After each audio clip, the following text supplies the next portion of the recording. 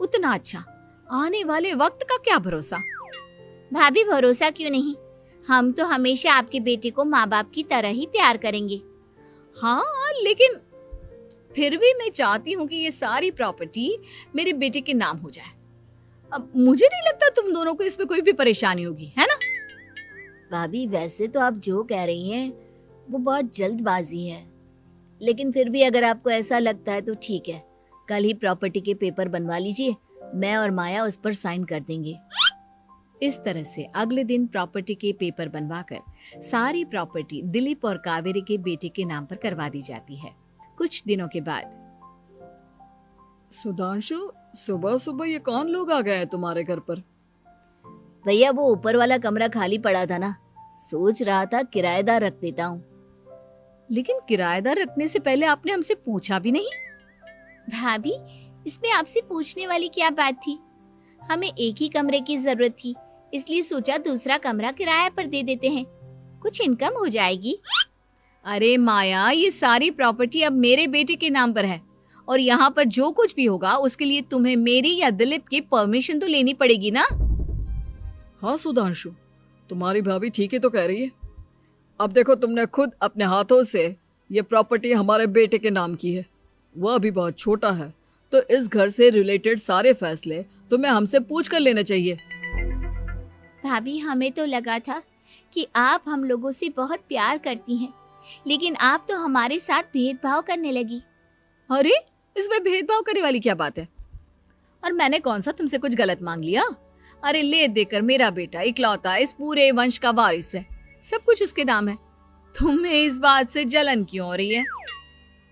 भाभी माया को जलन नहीं हो रही, वो तो बस ऐसे ही कह रही थी। सब जानती हूँ मैं, इसकी खुद की तो कोई औलाद पैदा नहीं हुई, बस इसीलिए जब देखो तब मेरे बेटे पर बुरी नजर डालती रहती है। देखो माया, कावेरी तुमसे बड़ी है, वो जैसा कहती है वैसा करो। और वैसे भी इस घर पर अब तुम लोगों का कोई अधिकार नहीं है, वो तो हम लोगों की भलाई समझो जो तुम्हें अभी तक यहाँ रहने दिया है। भैया आप इतने कैसे बदल गए? इस प्रॉपर्टी ने आपके दिल से हमारे लिए प्यार पूरी तरह खत्म कर दिया है क्या? इसी तरह वक्त बीतता जाता है और देखते देखते दिलीप और कावेरी का बेटा प्रणव 25 साल का हो जाता है और उसकी नौकरी लग जाती है। पापा आज मेरा अपॉइंटमेंट लेटर आ गया है, मैंने सिंगापुर में जॉब ज्वाइन कर ली है। लेकिन प्रणव, विदेश में नौकरी करने जाने से पहले तुम्हें कम से कम अपने मम्मी पापा से एक बार पूछना चाहिए था ना। इसमें पूछने वाली क्या बात है माँ, मैं सिंगापुर जाकर जॉब करना चाहता हूँ तो करना चाहता हूँ। देखो प्रणव, हमने तुम्हारे लिए इतनी सारी प्रॉपर्टी यहाँ पर रखी हुई है, उन सब का क्या होगा? यहाँ रहो, बिजनेस करो। सॉरी पापा, मैं यहाँ रहकर कोई बिजनेस नहीं करने वाला, और ये जितनी भी प्रॉपर्टी आपने मेरे लिए संभाल कर रखी है ना, ऐसे ही किसी को दान में दे दीजिए, क्योंकि मैं सिंगापुर से वापस इंडिया आकर कभी नहीं रहने वाला। दिमाग खराब हो गया है तेरा, जानता नहीं तेरी वजह से हमने तेरे चाचा चाची से लड़ाई करके पूरा घर तेरे नाम करवा दिया था। हाँ तो ऐसा करने से पहले आपको सोचना चाहिए था ना। और मम्मा, मैं तो वैसे भी उस वक्त 1 साल का था, मेरा इस मैटर से कोई लेना देना नहीं है। कैसी बात कर रहा है ये लड़का? अरे तेरी वजह से अपने छोटे भाई से दुश्मनी लेकर बैठा हूं मैंने तो उसे घर से भी निकाल दिया। जानता नहीं तू, बाजू वाले घर में एक छोटा सा कमरा किराए पर लेकर रहते हैं तेरे चाचा चाची, और ये सब मैंने तेरे लिए किया। देखिए पापा, आपने जो कुछ भी किया अपने लिए किया, मैंने आपसे कब कहा था कि मुझे ये प्रॉपर्टी और घर चाहिए? और वैसे भी अपने भाई के साथ इस तरह का बिहेव करके आपने कोई अच्छा काम तो किया नहीं।